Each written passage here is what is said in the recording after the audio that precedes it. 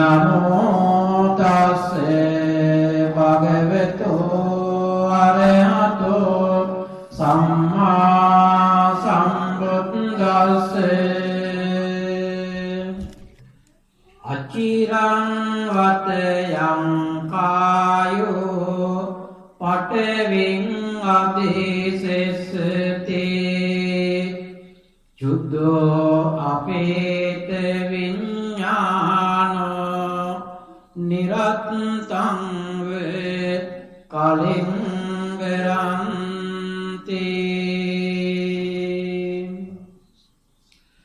මෙලොව වේදී විසිරී වැඩෙන්නා වූ ගෞරවනීය මහා සංඝරත්නයන් අවසරයි සදාවත් ගුණකර්ක වාසනාවන්ත පින්වත්නි මේ මොහොතේ සූදානම් වන්නේ ලෝතර භාග්‍යවත් සම්මා සම්බුදු පියාණන් වහන්සේ දේශනා කරන්නට යෙදෙන ස්වාසක්කෝ ධර්මස්කන්ධයන් අතරින් පුංචි ධර්ම කරුණු කීපයක් දේශනා කරවාගෙන ශ්‍රවණය කිරීමෙන් සිතේ ධාරණය කරගෙන සසර සංසාර දුකෙන් එතර වීම පිණිස මේ ධර්ම දේශනාව ඔබ අප සෑම සියලු දෙනාටම හේතු වාසනා වේවා කියලා හැමදෙනාම සාදු කියලා ප්‍රාර්ථනා කරගනිමු.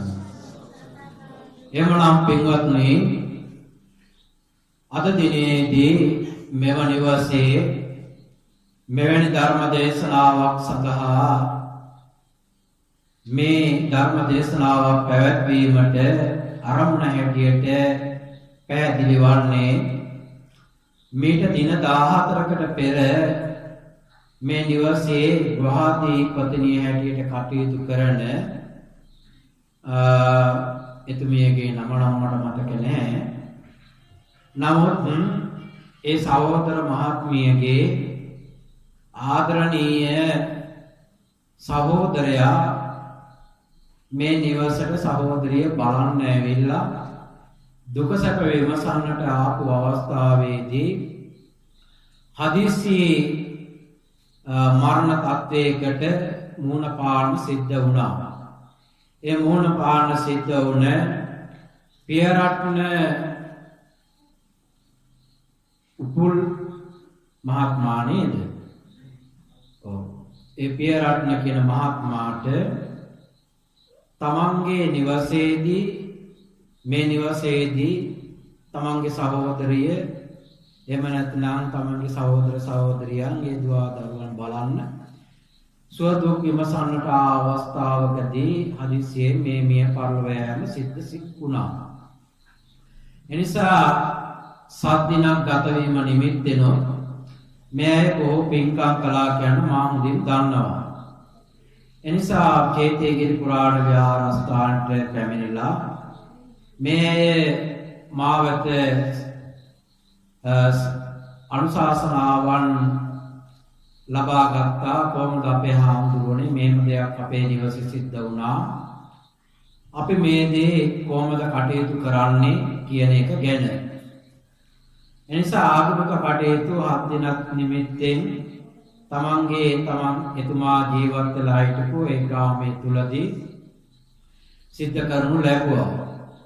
නමුත් යුතුයකමක් විදියට මේ හැමදෙනාම එකතු වෙලා අද දිනේදී මේ නිවසේ ධර්ම දේශනාවක් පවත්වලා හෙට උදෑසන කාලයේදී බුද්ධ ප්‍රමුඛ මහා සංඝරත්නයට දානය පූජා කරලා එතුමාට පින් අනුමෝදනා කිරීම කියන යහපත් චේතනාව ඇති කරගෙන තමයි මේ හැමදෙනාම දැන් සූදානම් වන්නේ. සප්පදානං ධම්මදානං ජිනාති කියන බුදු වදනට අනුව ඒ උතුම්ම දාණය සියලු දානයන් අතරින් උතුම්ම දාණය වන්නේ ධර්ම දානයයි. ඒ ධර්ම දානය පෙරනමන්නයි මේ ඥාති මිත්‍රාදී හැමදෙනාම එකතු පහදා කොටගෙන මේ ධර්ම දේශනාව සඳහා දැන් හැමදෙනාම එකතු වෙලා සිටින්නේ. ඒ නිසා පින්වතුනි හොඳට බණ ටික අහන්න ඕන. මා අද දේශනා කරන්නේ මරණ ධර්මයේ ගැනමයි. එනිසා මේ ලොකු කුඩා හැමදෙනාම හොඳට මේ බණ ටික අහන්න ඕන. නිසා පුංචි ළමයි කරදර කරන්න එපා. එක තැනකට වෙලා බාරටික හොඳට ආන්න ඕන. ආම්දුරු හොඳ ලස්සන කතාවක කියලා දෙනවා. ඒකට මේක කෑකෝ ගහන්න එපා. පව් සිද්ධ වෙයි. ඒ නිසා ඒ ධර්මාවවාදයක් බොහොම හොඳට පිළි අරගෙන අපි දැන් ධර්ම දේශනාව තුළට යොමු වෙමු. පින්වත්නි, මේ මම මුලින්ම සඳහන් කළේ ගාථා රත්නයක් දේශනා කළා.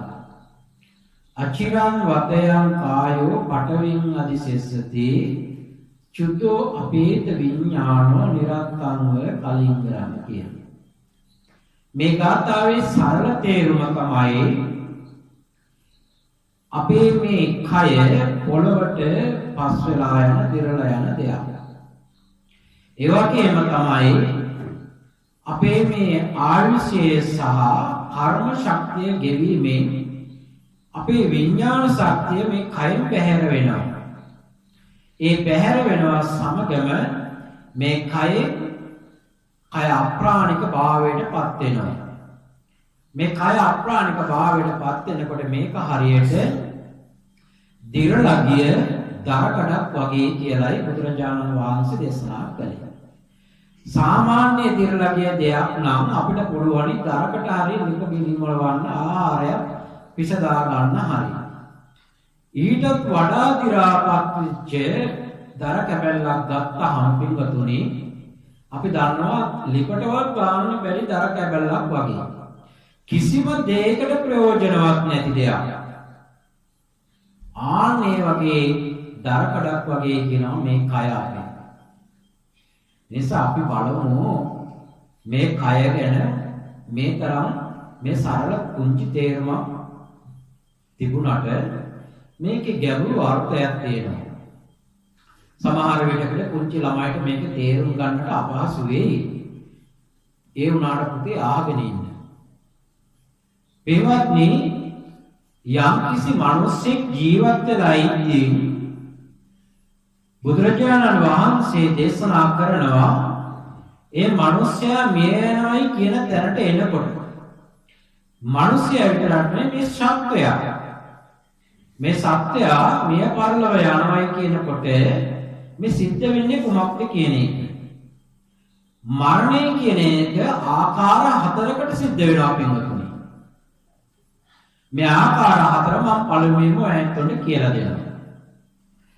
එක තමයි පළවෙනි එක තමයි ආයුක්කේ මරණය.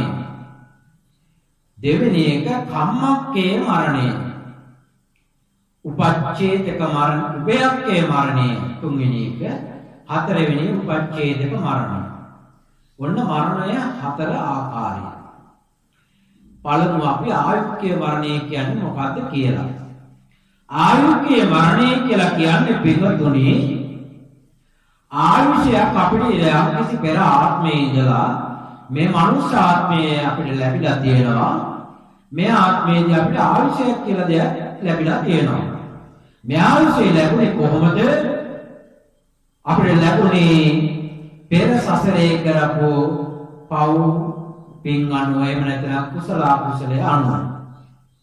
එනිසා මේ ආයුෂය ගෙවිලා යන තැනදී ඒ මනුස්සයාට පුළුවන් කමක් නැහැ මේ මනුස්ස ආත්මය තුළ රැඳිලා ඉන්න. එයා මරණයටපත් වෙනවා. ආයුෂය ගෙවිලා ගියාට පස්සේ මේ මනුස්සයා මිය යනවා. ඔන්න පළවෙනි මරණය සිද්ධ වෙනවා. ඒක ආකාරය. දෙවෙනි ආකාරය තමයි කර්මය නැමැති කර්මයේ ගෙවිලා යන පෙර ආත්මයේ භාවයේදී අපි සිද්ධ කරපු කුසල අනුව කර්ම ශක්තියක් නැපත හරියට මේක තේරුම් කරලා දෙනවා නම් උදාහරණයක් විදිහට අපි ගමනක් යන්නට ගත්තාම ඒ ගමන යන්න මග වේදමක් තියෙනවනේ. මග වේදම ඉවර නම් එතනින් එහාට යන්න බෑ. ණයට යන්න බෑ. හැබැයි ණයට දෙන්නම් කියලා කියත් මේ ගමන එහෙම යන්න බෑ. වියදම් ටික වෙරිච්ච ගමන් එතනින් බැහැර වෙන්න ඕන. එතනින් නවතින්න ඕන. ආන්නේ වගේ තමයි අපි ගෙනාවු කර්මයේ නිමා වුණාද එතනින් අපි නවතිනවා. මොකද්ද? මරණයටපත් වුණා කියලා කියනවා. දැන් මේ දෙකම පින්වතුනි ආයුෂයයි කර්මයයි දෙකම එකවර නිමා වෙනවා. එක මොහොතේදී. එහෙම සිද්ධ වෙන්නත් පුළුවන්. ආන්න එතකොට මරණයටපත් වෙනවා. ඒ කියන්නේ උභයක්කේ මරණය. තුන්වෙනි එක. ආයුෂයයි කර්මයයි දෙකම එකවර නිමා වෙනවා. හතරවෙනි එක තමයි පින්වතුනි උපච්ඡේදක මරණය. මොකද්ද මේ උපච්ඡේදක මරණය කියලා කියන්නේ? ස්වභාවික විපතකින් අපි මරණයටපත් වෙන්නට පුළුවනි. ආයුෂයක් තියෙද්දී කර්මයක් තියෙද්දී පින්වතුනි මරණයටපත් වෙන්න ස්වභාවික විපත. ඒ කියන්නේ සුනාමියක් ඇවිල්ලා වෙන්න පුළුවන්. ගම් වතුරක් ඇවිල්ලා වෙන්න පුළුවන්. ආයෑමක් වෙන්න පුළුවන්. ඒ වගේම රියානුතරකින් වෙන්න පුළුවන්. වෙනත් දේවල් වලින් අපි මිය යන්නට පුළුවන්. ඔන්න දැන් මරණය සිද්ධ වෙන ආකාර හතර. ඕන්න ඔය විදිහට මේ මරණය සිද්ධ වෙනවා පින්වතුනි මිනිස්සෙක්ගේ. මේක හරියට තව විදිහකට කියනවා නම් බුදුරජාණන් වහන්සේ අපිට තවත් උපමාවක් දේශනා කරා මේක තේරුම් ගන්න. තවත් සරල විදිහට කොහොමද අපි පහනක් දැල්වනවා. අපි පහනක් දැල්වුවාට පස්සේ පහනක් දැල්වෙන්න නම් ඒකට තිරය අවශ්‍යයි, තෙල් අවශ්‍යයි, පහනක් තිබෙන්න යුතුයි. දැන් පහන නැමැති ජීවිතේට මේ තිරේ නැමැති ආයුෂය අවශ්‍යයි. එහෙම නැත්නම් තෙල් ටික අවශ්‍යයි. මේ තිරේ අවශ්‍යයි. මේ ඔක්කොම එකතු වුණාට පස්සේ තමයි මේ පහන දැල්වන්නට පුළුවන් වෙන්නේ. දැන් මේ දැල්වෙන පහන පින්වතුනි තිරේ ඉවර වෙලා ගියොත් එහෙම පිච්චිලා ඇවිල්ලා තිරේ ඉවර වුණොත් මොකද වෙන්නේ? පහන නිවෙනවා. හැබැයි පහනට දැල්වෙන්න පවතින්න පුළුවන්කමක් තියෙනවද? බෑ. තෙල් තිබුණාට බෑ තිරේ ඉවර වුණා. හැබැයි තෙල් ඉවර වුණොත් පහන දැල්වෙනවද? නෑ. තිරේ තිබුණාට දැල්වෙන්නේ නෑ තෙල් ඉවර වුණා. හැබැයි සමහර වෙලකට තෙලුයි තිරේ එකම එකවර නිමා වෙනවා. එහෙම වෙන්නත් පුළුවන්. ඔය තුන්වෙනි ආකාරය. හැබැයි මේ පහන නිවෙන්න පුළුවන් තෙලුයි තියෙද්දී තිරේ තියෙද්දී කුලම් පාරක් ඇවිල්ලා නිවෙන්නත් පුළුවන්. ඒක ස්වභාවිකයි. ස්වභාවික විපතක් ඒ පාර නිවෙන්නේ. ආනේ විදිහට නිවෙන්න පුළුවන්. ආනේ වගේ තමයි අපේ ජීවිතේ. අපේ මරණය සිද්ධ වෙන්නේ තුන් ඔය ආකාරයට පින්තුනි. ඉතින් ඒ වෙනකොට පින්තුනි මම ගාථාරත්නය දේශනා කළා. මේ ගාථාරත්නය දේශනා කළේ කාටද? අපේ බුදුරජාණන් වහන්සේ එදා වැඩ ඉන්න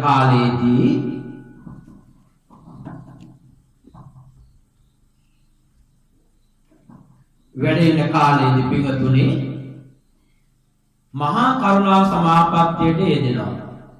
ඒ කියන්නේ මේ ලෝකයේ තුලා මේ විශ්වයේ බුදුරජාණන් වහන්සේලා මහා කරුණා සමාපත්තියට සමවැදිලා බලනවා මේ ලෝකේ කාටද මං අද පිහිට වෙන්නේ කියලා.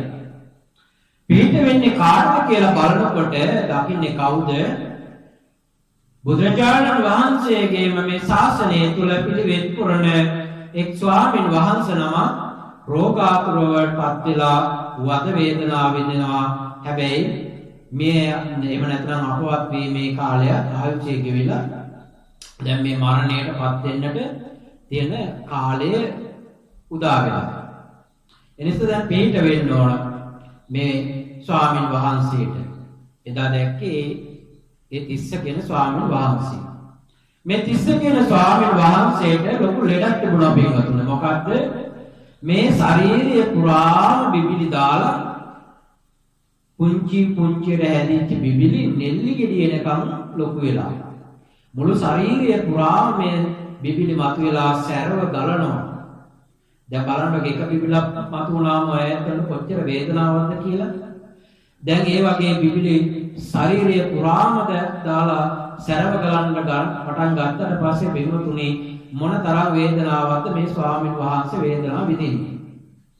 දැන් ළඟ හිටපු සාත්තුඩේට ස්වාමීන් වහන්සේලා ප්‍රදර්ශන ස්වාමීන් වහන්සේලා මේ ස්වාමීන් වහන්සේගෙන් ඉවතට ගිලයි මේ සරව කුණු වෙලා මේ තුවාල ශරීරයේ කුණු වෙලා ගඳ එනවා.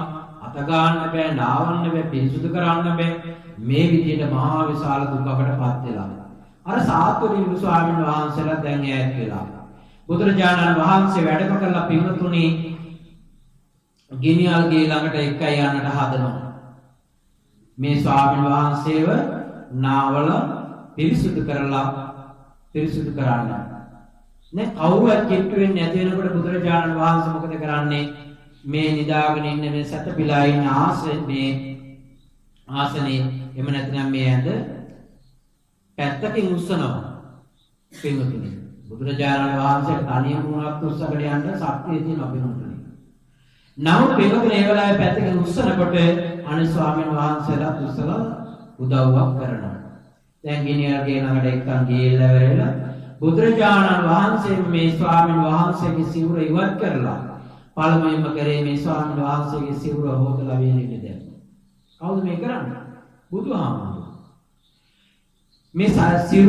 මේ සිවුර හොදලා වේලින්න දාලා පින්වතුනි බුදුරජාණන් වහන්සේ සිවුර වේරුණාට පස්සේ මේ සිවුර දෙකට නමලා අඳනවා.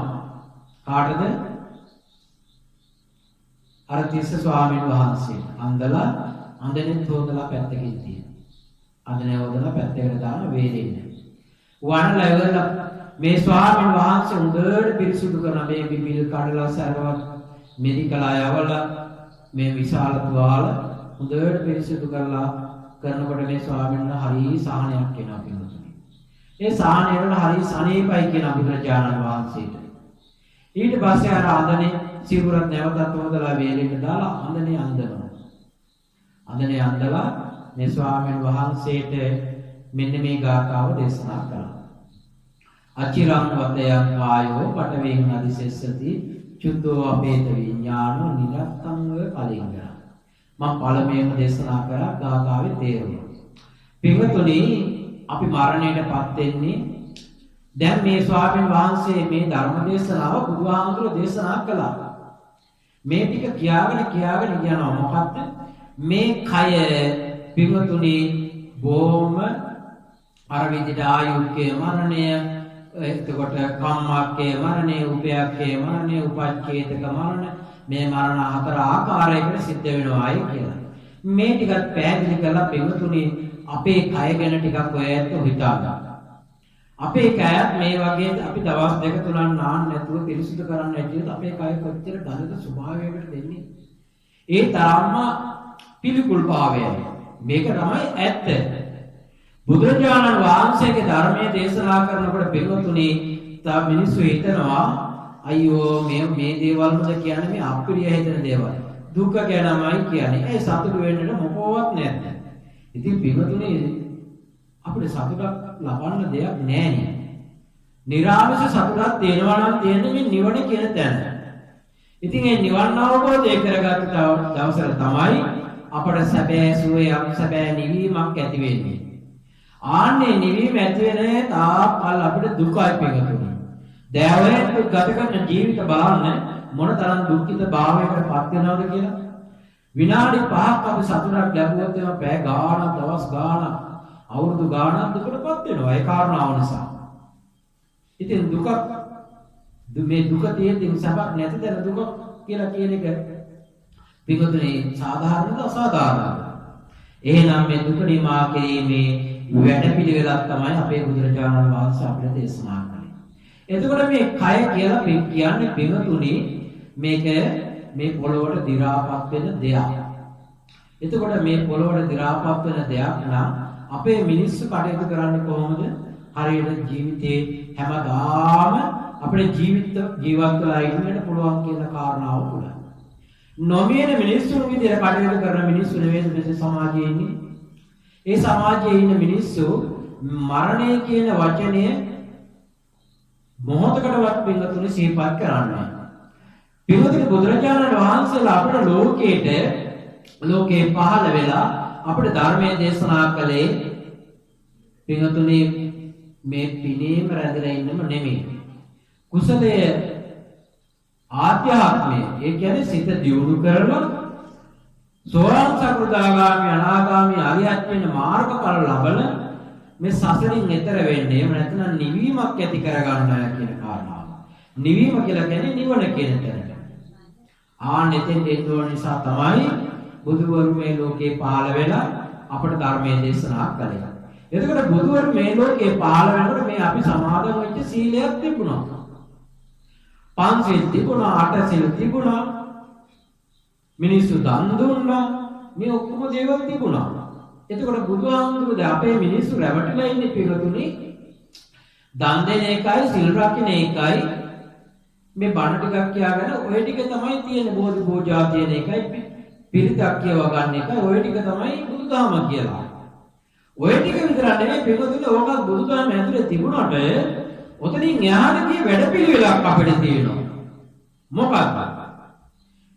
අපි මේ ලෝකේම තියෙන ධර්මතාවය අපි ළඟයි තියෙන්නේ. මා ළඟ තියෙන. මා ළඟ කියන්නේ තමන් ළඟ. තමන් අවබෝධ කරගත්තේ නැත්නම් මේ ජීවිතේ මේ සසරෙන් එතර වෙන්නට අපිට පුළුවන් කමක් නැහැ. මම කවුද කියලා අපි අවබෝධ කර ගන්න ඕන. මොකද්ද මේ ලෝකේම තියෙන ධර්මතාවය මා ළඟ තියෙන්නේ? මා ළඟ තියෙන ධර්මය මොකද්ද?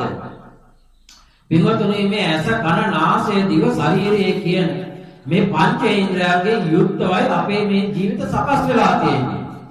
ඇහින් රූප දකිනවා. අපි ඒ ඇහින් දකින රූප වලට අපි ගැටෙන්නේ නැද්ද? ඇහින් දකින රූප වලට අපි ගැටෙනවා. මොකද්ද? ලස්සන රූපයක් දැක්කට පස්සේ ඒ රූපය එහෙම නැත්නම් ඒක මගේ කරගන්න. ඒක මගේ කියලා අල්ල ගන්නවා. ඒක මගේ කියලා ලබා ගන්න ඒ අය කටයුතු කරනකොට මොකද්ද? ඒ රූපයත් එක්ක අපි ගැටීමක් ඇති කර ගන්නවා. ඒ ගැටීම ඇති වෙනකොට මොකද වෙන්නේ පින්වතුනි? අපේ සිතේ ඇති වෙන්නේ මොකද්ද? තණ්හාව ඇති වෙනවා, ලෝභය ඇති වෙනවා. ලෝභය ඇති වෙනකොට මොකද්ද ඇති වෙන්නේ? දේශය ඇති වෙනවා. ඇයි දේශය ඇති වුනේ? ලෝභය ඇති වෙනකොට. ලෝභය ඇති වෙනකොට ඒක ලබා ගන්නට බැරි වෙනකොට අපි නොයෙකුත් උපක්‍රම යොදනවා. අපි නොයෙකුත් උපක්‍රම යොදනකොට මොකද වෙන්නේ? අපිට තරහ යනවා. ඇයි තරහ යන්නේ? ඒ දේ අපිට ලබා ගන්නට ඕනි නිසා. ක්‍රමවේදය නිසා. එතකොට ලබා ගත්තත් ඒක අර පරිස්සම් කරගන්න බැරි වෙනකොට ඒක කැඩිලා බෙදලා ගියාට පස්සේ අපිට තරහ එනවා. ආදීසය ඇති වෙච්ච තැන. එන්නේ තරහ එන්නේ. අපි ඒකට ඇලිලා ඉන්නේ ඉඳලා උපාදාන වෙනවා. අනිත්‍ය ස්වභාවය අපි දන්නේ නැති හින්දා. ඒකට කියනවා මෝහසගතයි කියලා. ඒ කියන්නේ මෝඩ සිතිවිලි උඩටපත් වෙනවා. පින්වතුනි මේ ඇලීමයි ගැටීමයි තියෙන තැන කවදාකවත් අපිට සිතේ සාහනයක් තියනවද? ඔයත් බලන්න ගෙජෙට් ගේනවා වටිනාම කියන භාණ්ඩයක්.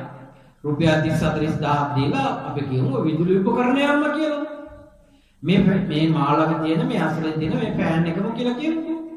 දැන් මේක ගෙනල්ලා ඉවරලා මේක අපේ ගෙදර ඉන්න දැන් මේ පොඩි උන් අතපත ගන්නවා නිතරම දානවා මේක කැඩලා බිඳලා යනවා. මේක තවත් ඉන්නවා දැන් විශේෂඥයෙක් ඉන්නවනේ ගෙවල් වල නේද? ගන්නවා ස්ක්‍රූපණියන කරකවනවා පෙති ටිකක් ගලවනවා එක පෙත්තක් කැඩිලා යනවා ඊට පස්සේ මේක කැඩෙනවා වයර් එකක් කැඩෙනවා. ඉතින් ඔහොම වෙලා මේක වැඩ කරන්නේ නැතුව යනවා. දැන් මොකද ඇති වෙන්නේ? දවස් 2යි 3යි ගෙනල්ලා පෙදරේ ඉන්න පොඩි එකා මේක කඩනවා. ඇති වුණාද නැද්ද දුකක්? දැන් පොඩි එකාට බනින්නේ නැද්ද? බනින්නේ නැද්ද? බනිනවා. ඇයි අර පොඩි එක්කෙනාගේ තිබුණේ නෑ ඒ පුංචි හිතේ තිබුණේ නෑ මොකද්ද? ඒකට තියෙන ඇලීම තිබුණේ නෑ. එයාට තිබුණේ පරීක්ෂණයක්. නමුත් වැඩි හිටියෝ වෙන දැන් පරිණත වෙච්ච අයට මොකද්ද තිබුණේ? මේ ගෙන ආපු බහන්නේ තුලට ඇලීමක් තිබුණා. දැන් ඒ ඇලීම නිසා ඒක කැඩලා බිඳලා යනකොට එතන හිතේ ගැටීමක් ඇති කර ගන්නවා. ගැටීමක් ඇති කරගෙන දේශසාගතව තමන්ගේ දරුවට උනත් පාරක් ගහන්න පුළුවන් බනින්න පුළුවන්. දැන් හිත දූෂණය වුණාද නැද්ද? දැන් හිත දූෂණය වුණාද නැද්ද? හිත දූෂණය වුණා. නමුත් මේක අපේ කරන්නේ අර දරුවට තියෙන දරුවා හතුරෙක් විදිහට දැකලාද? නෑ. දරුවට පාරක් ගහන්නේ වුණත් බණින්නේ වුණා, සැර දාන්නේ වුණා මොකටද මේ? නැවත අර දේවල් ආරක්ෂා කර ගැනීම නිසා. හැබැයි පින්තුනේ අපි අනිත්‍ය ස්වභාවයෙන් දැක්කනම් මේක අද මම ගෙදෙට්ට ගෙවෙනකොට ඊළඟ මොහොතේදී මේක අනිත්‍ය ස්වභාවයට පත් වෙන්නට පුළුවන් කියන කාරණාව තුළදී අපි හිත හදාගෙන තිබුණා නම් අපි කාගේත් එක්ක ගැටෙනවද? අපි ගැටෙන්නේ නැහැ. අපි අනිත්‍ය සංඥාවෙන් ජීවත් වෙන්නේ නැහැ. අපිට එහෙම පුරුද්දක් නැහැ. ඇයි අපිට පුරුද්දක් නැත්තේ? අපි පුරුදු කරලා නැහැ. අනිත්‍ය සංඥාවෙන් ජීවත් වෙන්න අපි පුරුදු කරලා නැහැ. අපි නිතරම ඉන්නේ මොනවටද? මේ ලෝකයේ තියෙන මෙවලන්ට එකට ඇලිලා. දැන් ඇහෙන් දකින්න රූප නින්දා වෙච්ච අනේ පේනවනේ. එතකොට දැන් ලෝභයේ දේශයේ ඇතුණාම මොකද වෙන්නේ? අපේ සසර ගමන දිග්ගැස්සෙනවද කෙටි වෙනවද? තණ්හාවත් ඇති වෙලානේ. ප්‍රධානම මූලය තුන මොකද්ද? සසරෙන් එතර වෙන්න. ලෝභ දේශ මොහ. මේ තුන වැඩෙන්න මොකද වෙන්නේ? සසර දිගට යනවා. දැන් මේ සසර ගමනේදී මේ තුන දුරු කරනවා නම් මොකද වෙන්නේ? සසර කෙටි වෙනවා. පුංචි දරුවෝ නිශ්ශබ්ද වෙන්න ඕනේ. හොඳේ. එතකොට පොරින්න දැන් කනෙන් ඇහෙන ශබ්දත් ඔය වගේනේ. අපි ඒක නැවත අහන්න ගත්තාම ඒ ශබ්දෙට අපි උපාදාන වෙලා ඒකම අපිට නැතුව ගියොත් එහෙම මොකද වෙන්නේ? අපේ හිතේ ගැටීමක් ඇති තරහක් එනවා. දැන් මේ බණ ටික අහගෙන ඉන්නකොට එකපාරටම කරන්ට් එක යනවා. එවනද ජෙනරේටර් ඕෆ් වෙනවා. එතකොට මොකද වෙන්නේ? අයියෝ බණ ටික කියා ගන්න බැරි වුණා. එහෙම නැත්නම් අහ ගන්නත් බැරි වුණා. ලයිට් උත් නැහැ, කරවලයි කලබලකාරී වෙනවා. හිත වෙනස් වෙනවා. මොකද්ද? දැන් අපි ඔක දැනගෙන ඉන්නනම් අපි ඊළඟ තප්පරේදී මේකත් අනිත්‍යයි කියලා අපි හිතාගෙන හිටියනම් අපේ හිතේ දුකක් එනවද? දුකක් එන්නේ නැහැ. අපි එනම් ජීවිතයේ අනිත්‍ය සංඥාව වඩලා නැහැ. එන අනිත්‍ය සංඥාවෙන් අපි ජීවත් වෙන්න ඕනද නැද්ද? වෙන්න ඕනේ. එතන හිත හදා ගන්නට පුළුවන්කමක් තියෙනවා. පිටුනේ නාසයට ලැබෙන ගඳ සුවඳත් ඒ වගේ, දිවට නැගෙන මේ රසත් ඒ වගේ, කයට ලැබෙන පහසත් ඔය වගේ. කයට ලැබෙන පහස කියලා කියන්නේ අපි මේ කයේ ස්පර්ශය ගැන මේ කියන්නේ. කයේ ස්පර්ශය ගැන කතා කරනකොට නොයේක මේසු මොකද කරන්නේ? මේ දේවල් වල මේ පංච ඉන්ද්‍රියයන් පිනවන්නම නෙවෙයි බලාගෙන ඉන්නේ. දැන් පිනවන එකෙන් හැර ලෝකයක් නෑ. අපි කියන්නේ එහෙම නෙමෙයි, මේ පිනවන්න එපා කියනවා නෙමෙයි. කය පිනවනකොට පිනවීමේ තියෙන අනිත්‍ය දකින්න. ඒක ඊළඟ තප්පරේදී අනිත්‍යයි. මේක තේරෙනවද මන්ද මම කියන එක? මම ඒකට උදාහරණයක් කියන්නම්. දැන් මේ නිවසට මම වැඩම කරනකොට හිටපු මිනිස්සු නෙවෙයි මේ මොහොතේ ඉන්නේ. ඔබ වෙනස් වෙලා. කොහොමද වෙනස් වෙන්නේ? දැන් ඔබ හරියටම 2022 මේ මාසේ 6 වෙනි මාසෙනේ 6 වෙනි මාසේ 9 වෙනිදා හවස 7:20ට මම මේ ගෙදරට වැඩම කළා නම් දැන් වෙලාව 7:45යි නම් අපි විනාඩි කීයකින් වෙනස් වෙලාද? වයසට ගිහිල්ලාද? මරණයට ලං වෙලාද? අපි විනාඩි ගානකින් වයසට ගිහිල්ලා. ලෝක කුඩා හැමදෙනාම දැන් ලෝකේ වෙනස් වීමක් නෙවෙයි තියෙන්නේ. එහෙනම් අපි නිත්‍ය වශයෙන් එකම තැනක රැඳිලා හිටියද? රැඳිලා හිටියේ මේ ලෝකේ ක්ෂණයක් පාසාම හැමදේම අනිත්‍යයි, වෙනස් වෙනවා. ආන්නේ වෙනස් වීම අපිට තේරෙන්නේ. අපි හිතන්නේ අපි එකතැන නම් ඉන්නවයි කියලා. ආන්නේ මේ හිතලා කටයුතු කරනකොට පිටුනේ මේ ලෝකේ අනිත්‍ය ස්වභාවය අපිට වැටහෙන්නේ නැතුව යනවා. එතකොට නිට්ටයයි කියලානේ හැමදේම අපි අල්ල ගන්නවා. අල්ල ගන්න මොකද්ද වෙන්නේ? අපිට දුක ඇති වෙනවා. දුක ඇති වෙන්නේ නැති වෙන්නේ මොකද වෙන්නේ? ලෝභය ඇති වෙනවා. දේශය ඇති වෙනවා. මෝහය ඇති වෙනවා. දැන් මොකද වෙන්නේ? පිරුණේ කුසලයක්ද අකුසලයක්ද? අකුසල ධර්මයන් ඇති වෙනවා. ඇති වෙන්නේ නැතින සසර ගමනේදී මෙරි ඉපදි ගමන යනවා. ඇයි දැන් ලෝභ සාගත දේවල් අපි වර්ධනය කරගෙන යනකොට ඒ සිතිවිල්ලත් එක්ක මිය පරලෝ ගියාට පස්සේ ඊළඟ භවයේ සුගතියටපත් වෙන්නේ නෑ, සතර පායටපත් වෙන්නේ. ඒකට අදාළ කර්මයට අනුව භවයේ සකස් වෙනවා. ඒ වගේම තමයි පින්තුණි මේ හැම දෙයක් අනිත්‍ය වශයෙන් දකින්න ඕන. මේ ධර්ම දේශනාව එදා බුදුරජාණන් වහන්සේ දේශනා කරනකොට අර තිස්ස කියන ස්වාමීන් වහන්සේ රහත් ඵලයට පත් වුණා. අනිත්‍ය වැටුණා. ලෝක ධර්මතාවයේ තේරුම් ගත්තා. දැන් මේ ඇතුළේ මේ කාරණාව තේරෙන්න ඕන.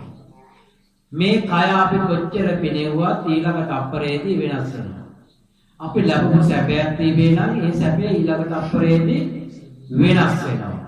නැවත අලුත් සැපයක් බලාපොරොත්තු වෙනවා නම් ඒ බලාපොරොත්තු වෙන සැපේ නිසා අපි ඇලෙනවා. ඇලීම නිසා ඒ සැපේ බලාපොරොත්තුෙන් ගැටීමක් ඇති වෙනවා. ගැටීමක් ඇති වෙනකොට අපේ හිත දූෂණය වෙනවා. දූෂණය වෙන්නේ කොහොමද? ලෝභය, දේශය, මොහය කියන අකුසලයන් පිරෙනවා. ඒ පිරෙන්න මොකද වෙන්නේ? අපි සසරේ දික් ගැසෙනවා. පිටුතුනි හරි භයානකයි මේක. නිතරම මේනවා කරන්න ඕන මොකද්ද? අපි නිතරම කටයුතු කරන්න ඕනේ ලෝභ සිතිවිල්ල ඉවත් කරන තැනට. දේශ සිතිවිල්ල ඉවත් කරන. දේශ කියන්නේ තරහ. ඕනිම දෙයකට තරහ ගන්න පුළුවන්. තරහ එනවනේ නේද? තරහ එනවා. හැබැයි ඔය තරහ ගන්නෙ නැතුව ඉන්න උත්සාහ කරොත් එහෙම හරියට. දැන් මේක සිද්ධ කරන්න නම් මොකද්ද තියෙන්නේ අපි ළඟ? අපි එකිනෙකා කෙරෙහි මෛත්‍රී සාගත වෙන්න ඕන. මෛත්‍රී සාගත වෙන්නේ නැතිනම් එකිනෙකාට මෛත්‍රී දක්වන්නේ නැතිනම් කවදාකවත් අපිට බෑ මේ කියන අකුසල මූලයන් දුරු කරන්න. මිනිස්සු ගැන අපි සානුකම්පිත වෙන්නේ හිතන්න ඕන. මෛත්‍රී සාගතව හිතන්න ඕන. කරුණාව, දයාව, මෛත්‍රී, උපේක්ෂාව, මේ උපේක්ෂා සාගත මිනිස්සු දිහා බලන්න ඕන. මිනිස්සු දිහා විතරක් නෙමෙයි සත්‍ය දිහා බලන්න. ලෝක සත්‍යය දිහා. ලෝක සත්‍යය දිහා විතරක් නෙමෙයි මේ සබාදාම තුලම අපි බලන්න ඕන. මේ පරිසරය දූෂණය කරන්න හොඳ නෑ පිටුතුනි. දැන් අපි කතා කරන හැම වචනයක්ම අපි මේ විශ්වයට එව නැත්නම් මේ සබාදාමන මේ විශ්වයට පිට කරන්න අපි. මේ පිට කරන වචනයක් අපේ සිතිවිල්ලත් එක්කනේ. සිතිවිල්ලක් නේ අපි මේ පිට කරන්නේ. මේ සිතිවිල්ල අපි වචන බවට පත් කරලා පිට කරනකොට ඒ සිතිවිල්ලත් එක්ක අපේ පංචේන්ද්‍රයමුත් ක්‍රියාත්මක කරනවා. පළමුවෙන්ම සිතිවිල්ල තමයි ඇති උනේ. ඒ ඇතිවිලි සිතිවිල්ලට අපි මේ පංචේන්ද්‍රයන් ඇස කන නාසය දිව ශරීරය කියන මේ පංචේන්ද්‍රයන්ව අපි ක්‍රියාත්මක කරනවා. වචනත් පිට කරනවා. පිට කරනකොට පින්වතුනි මේ විශ්වයට තමයි මේ දේවල් එකතු වෙන්නේ. ඒ කියන්නේ මේ සබාදාමන මේ විශ්වයට එකතු වෙනකොට මේ විශ්වය කියන්නේ හරි සාධාරණ දෙයක්. විශේෂයෙන් කියනවා නම් මේ සබාදාම කියන ධර්මතාවය තමයි බුදුරජාණන් වහන්සේලා අවබෝධ කරගත්තා. ලෝකේ සත්‍ය ධර්මය. ලෝකේ සත්‍ය ධර්මය අවබෝධ කරගන්නකොට දැන් මේ අපි මේ කතා කරන වචන පිට කරනකොට වැරදි වචන අපි පිට කරොත් එහෙම වැරදි වචන අකුසල ධර්මයන් පිරෙන වචන පිට කරොත් එහෙම මේවා කොහෙටද පිට වෙන්නේ? මේ සබාදාමයට. මේ සබාදාමයේ දූෂණය වෙනවාද නැද්ද? දූෂණය වෙනවාද නැද්ද? දූෂණය වෙනවා. දැන් මම යම්කිසි වැරදි වචන ටිකක් බැනගෙන ගිහිල්ලා පරුස වචන වලින් මිනිස්සුන්ට බැන්නොත් එහෙම අනිත් කෙනා ওই දේවල් අහන්න කැමතිද? අහන්න කැමති නෑ. එහෙනම් මේ මිනිස්සයා අහන්න කැමති නැත්නම් සතාසිව පාවායේට කැමති නැත්නම් මේ ගාමල වස්තුව මේ විශ්වයේ මේ දේවල් නෙවෙයි බලාපොරොත්තු වෙන්නේ. යහපත් සිතිවිලි වලින් පිට කරන වචන සහ මේ පංචේන්ද්‍රයන් ක්‍රියාත්මක කරන ක්‍රියාධර්මයන් සියල්ලක්ම දෙයක් වෙන්නේ පතිත වෙන්නේ මේ විශ්වයට. මේ විශ්වය බාරගන්නේ ඔබ නරක දෙයක් ඉදිරිපත් කළොත් පිට කළොත් ඔබට ලැබෙන්නේ නරක ප්‍රතිඵලයක්. හොඳ දෙයක් පිට කළොත් යහපත් දෙයක් පිට කළොත් ඔබට ලැබෙන්නේ යහපත් ප්‍රතිඵලයක්. දැන් කාරණාව පැහැදිලිද? එසා සබාදාම හරි සාධාරණයි.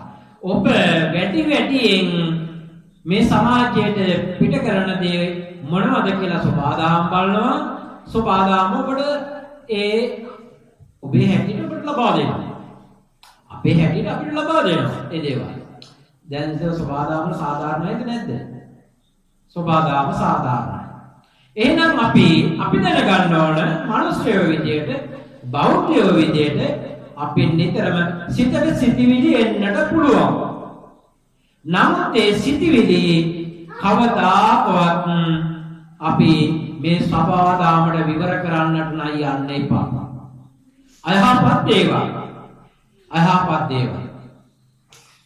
අයහපත් දේවල් පිට කරොත් ඔබට අයහපත් ප්‍රතිඵලයක් ලැබෙන්නේ. ඒතර නින්දා අපාස මේ සියල්ලක්ම ලැබෙනවා. පින්වතුනි අපි පරිස්සම් වෙන්න ඕනද නැද්ද? අපි පරිස්සම් වෙන්න ඕන.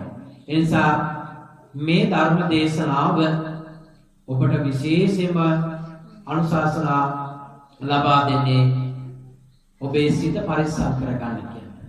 සිතට නැගෙන සිතිවිලි එක පාට පිට කරන්නට යන්න එපා.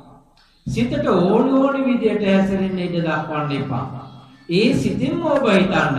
එහෙනම් මේ සිතිවිලි පාලනය කරගන්නට පුළුවන් හිතක් ඇති වෙනවා කොහොමද ඇති වෙන්නේ? ධර්මයේ නැමැති අවබෝධාත්මක සිතිවිලි ටිකක් ඔබේ සිතේ ඇති වෙන්න නම් ධර්මඥානය ඔබට තියෙන්න ඕන. හොඳට බණ අහන්න ඕන. හොඳට බණ ඇහුවොත් විතරයි පුළුවන්කමක් තියෙන්නේ පින්වතුනි මේ දේවල් කරුණු කාරණා බොහොම හොඳින් විමර්ශනය කරන්න. විමර්ශනය කරගන්නට පුළුවන් වෙන්නේ ධර්මඥානයේ තියෙන කෙනාට තමයි. නැතුව එහෙම නැත්නම් ධර්මඥානය නැති කෙනාට කවදාකවත් බෑ. ඒ කෙනා සමාජයේ පුදුමාකාර විදිහට වින කරනවා. මිනිස්සුන්ට විනයක් විදිහට ජීවත් වෙනවා. ආගමට දාමත් විනයක් වෙනවා. සමාජයේ හැම කෙනෙකුටම විනයක් කරනවා. බොරුවෙන්, මුලාවෙන්, වංචාවෙන් ඒ කෙනාව රවට්ටන්න උත්සාහ කරනවා. පිටුතුනි ඒ විතරක් නෙමෙයි. මේ පන්සලට එන මිනිස්සු උනත් හැමදාම වෙන මිනිස්සයා ওই විදිහට හැසිරෙනවා. ඇයි ඒ? තණ්හාව, ඊර්ෂ්‍යාව, ක්‍රෝධය, වෛරය, මද මාන්නය, උඩඟුකම, උච්චත්තකම තියෙනකොට ඒ මිනිස්යාට අවශ්‍ය දේ එතනින් සිද්ධ වෙන්නේ නැති වෙනකොට ඒ මිනිස්යා මොකද කරන්නේ? එයා එතනින් නොගැලපෙන දෙයක් කරනවා. දැන් උදාහරණයක් විදියට පින්වතුනි අපේ විහාරස්ථානයේට මට යම්කිසි කෙනෙක් ඇවිල්ලා මම මේ කාරණාව අපේ මේ සහෝදර මහත්මියටත් මම දේශනා පුංචියට කරුණු කියලා දුන්නා එදා ආරාධනා කරන්න ආවට පස්සේ මම මේ කාරණාව ඒත්තුන්ට කියනවා. භික්ෂුවක් වෙන්න ඕන පින්තුණි මෙන්න මේ විදිහට. බුදුහාමුදුරන්ගේ ශ්‍රාවකයෙක් නම් මෙන්න මේ විදිහට වෙන්න ඕන. කොහොමද? ඔබ මට යම්කිසි වටිනා වස්තුවක් ගෙනල්ලා දෙනවා පූජා කරන්න. එහෙම නැත්නම් මද කාලේ විදිහට මුදල් පසුම්බියක් දීලා කියනවා 50000ක් හරි ලක්ෂයක් හරි 10ක් හරි ලක්ෂ 50ක් හරි කෝටියක් හරි දීලා අතර දීලා කියනවා මුදල් සල්ලි තියෙන කෙනෙක් නම් ඔබ වහන්සේ මේක තියාගෙන වහන්සේට මම මේක පූජා කරනවා ඔබ වහන්සේ මේක තියාගෙන ඕනි දෙයක් කරගන්න වහන්සේට කැමති දෙයක් කරගන්න කියලා.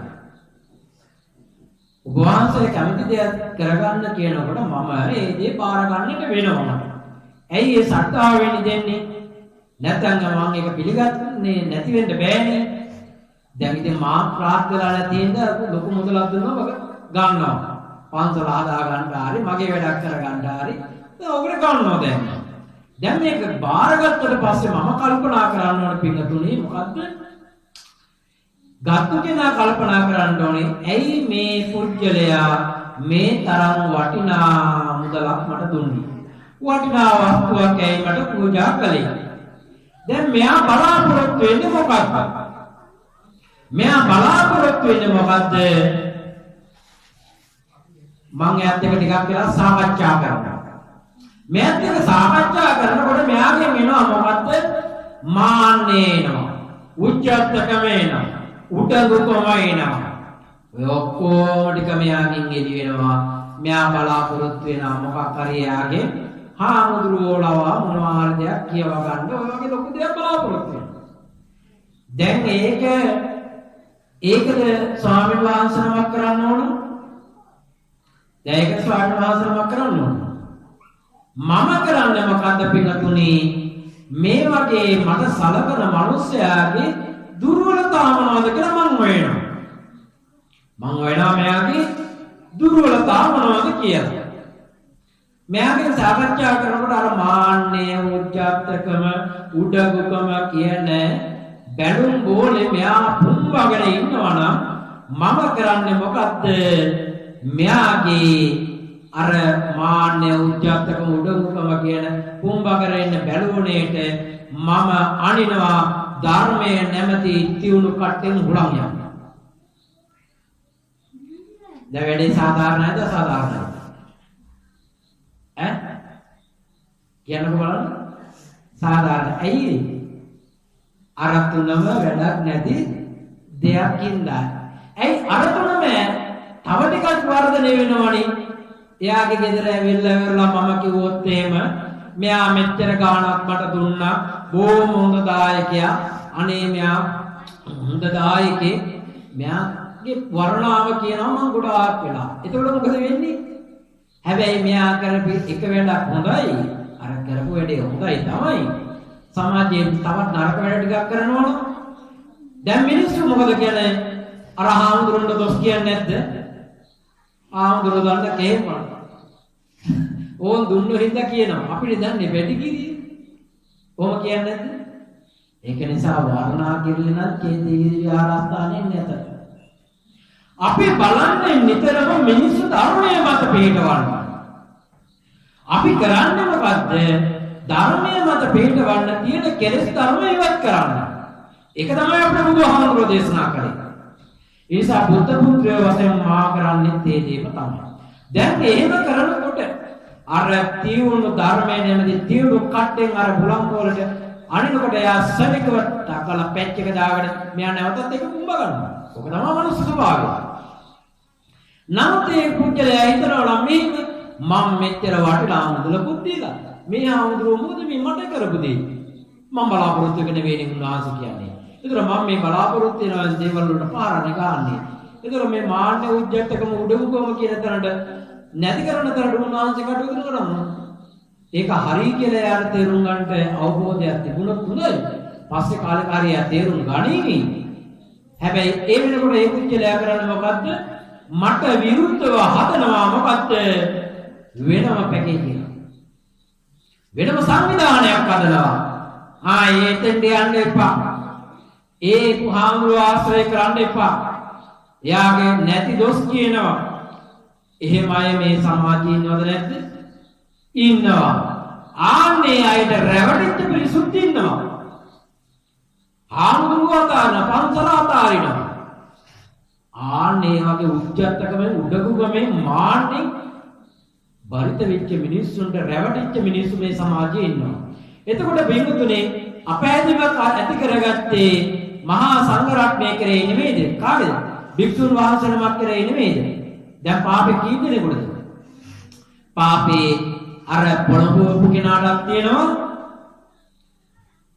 ඒ දේවල් බාරගත්තු අනිත් සමාජයේ අනිත් පිරිසටත් තියෙනවා.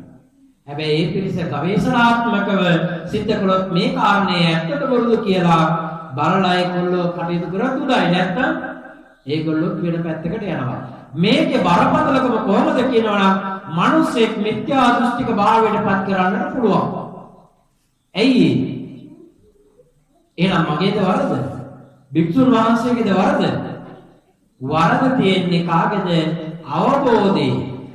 අර පුජ්‍යලයාගේ අවබෝධය. ඒ පුජ්‍යලයා මොකද්ද? යම් කිසි දෙයක් පූජා කරලා බලාපොරොත්තු වෙන්නේ වැරදි දෙයක්. අදහස වැරදි. චේතනාව වැරදි. තේරුණාද? චේතනාව වැරදි. ඒ නිසා මේ පැත්තේ ඉන්න දායකයෝ මේ පැත්තේ ඉන්න තරුණ පිරිස මාත් එක්ක බොහොම හොඳට කටයුතු කරනවා. දෙපැත්තක ඉඳලා ටිකක් ඉතින් දුරස් භාවයට වෙන්න සිද්ධ වුණා අපිට. මං කියනවා ඒ අයට මං ආරාධනය කරනවා මගේ ස්වභාවය උන්නෝක තමයි. අඩුපාඩු තියෙන තැනට මම මොකද කරන්නේ? පුම්බගෙන ඉන්නවා නම් ඒ පුම්බගෙන ඉන්න තැනට මම කටෙන් අයිනවා. ධර්මය නැමෙත තියුණු කටේ. හැබැයි ඒ මගේ ක්‍රමය. ඒ මගේ ක්‍රමේ වුණාට මම ඕක ඉගෙන ගත්තේ කාගෙන්ද? බුදුහාමුදුරුවන්ගෙන් ඉගෙන ගත්ත දේ තමයි මම කරන්නේ. හැබැයි අමනාපනම් වෙන්න එපා. ඔය හැම කෙනෙකුටම ওই විදිහට තමයි. ඇයි මිනිස්සයා බේර ගන්න ඕන නිසා අර වගේ දේවල් අපිට සද්ධාවෙන් පූජා කරලා බලාපොරොත්තු වෙන්නේ නේද? මං එයා සුගතියේ තියන්න.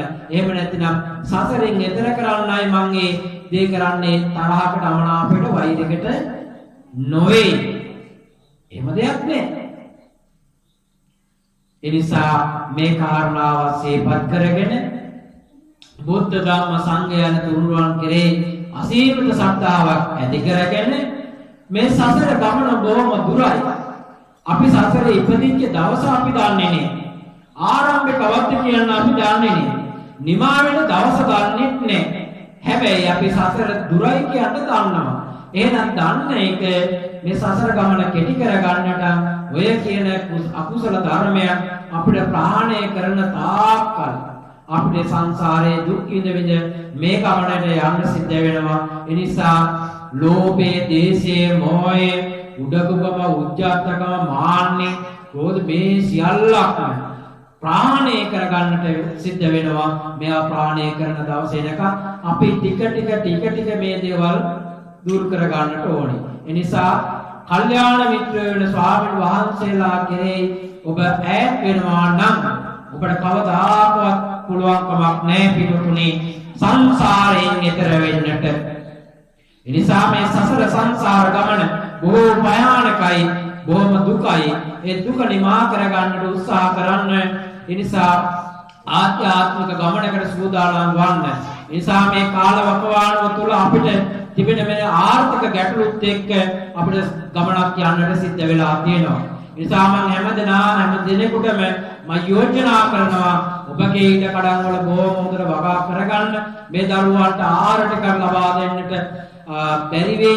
අපේ දරුවෝ බඩගින්න නොතියා අපිත් බඩගින්නේ නැතුව ඔබ අප හැමදෙනාටම වේලක් හරි කාලා ජීවත් වෙන්නට පුළුවන් පරිසරයක් අප වේලු සකස් කරගන්න ඕනේ කියන කාරණාව අපිට දැන් උත්සාහයෙන් සිද්ධ කරන්නට වෙලා තියෙනවා.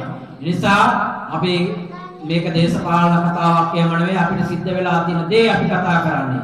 ඒ නිසා ඉස්ලාම් බඩගින්නේ ඉන්නේ අපි. මොකද තියෙන දරුවන්ට කන්න බොන්න තියෙන කැඳ හරි බොන්න තියෙන බත්පත සකස් කරලා දරුවන්ට කන්න බොන්න දෙන්න වෙනවා.